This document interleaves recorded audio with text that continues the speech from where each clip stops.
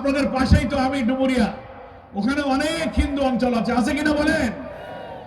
আমি আমার হিন্দু ভাইদেরকে এই কথা বলি, তালা, কলারোয়া, সাতক্ষীরার হিন্দু ভাইরা যারা আজকে আছেন তাদেরকেও বলি, আপনাদের ব্যাপারে দুইটা অপপ্রচার চালু আছে। কয়টা? দুইটা।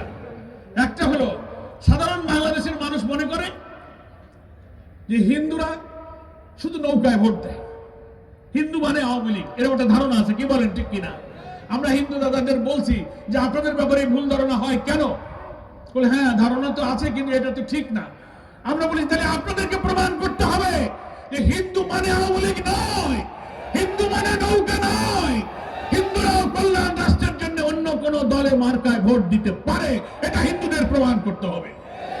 আর একটা অপপ্রচার আছে জামাত শিবিরের বিরুদ্ধে। কি বলে?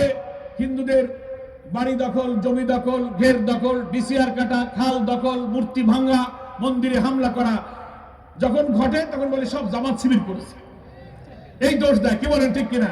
আমি ডুমুরিয়ার হিন্দুদের মিটিংয়ে বলেছি, আপনারা কি একটা প্রমাণ দিতে পারবেন কোন মন্দির ভাঙ্গা, কোন জমি দখল, ঘের দখল, বাড়ি দখল, হিন্দুদের উপরে অত্যাচার অবিচারে কোন জামাত শিবিরের লোকেরা জড়িত আছে?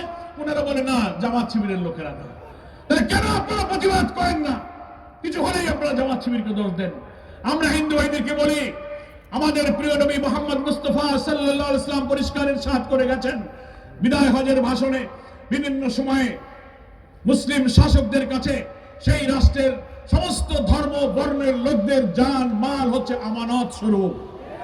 অর্থনৈতিক, রাজনৈতিক, সামাজিক সমস্ত মানবিক অধিকার একজন মুসলমান যেমন অধিকার ভোগ করবে, একজন হিন্দু সেই সমান অধিকার ভোগ করবে।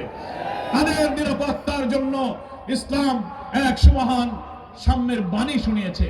তাই বিগত দিনের সব অপপ্রচার, মিথ্যাচার বাদ দিয়ে আসুন, জামাত ইসলামীর কল্যাণ রাষ্ট্রের সুশীতল ছায়ায় হিন্দু ভাইরাই সবচেয়ে নিরাপদ থাকবেন, আমরা সেই গ্যারান্টি দিচ্ছি।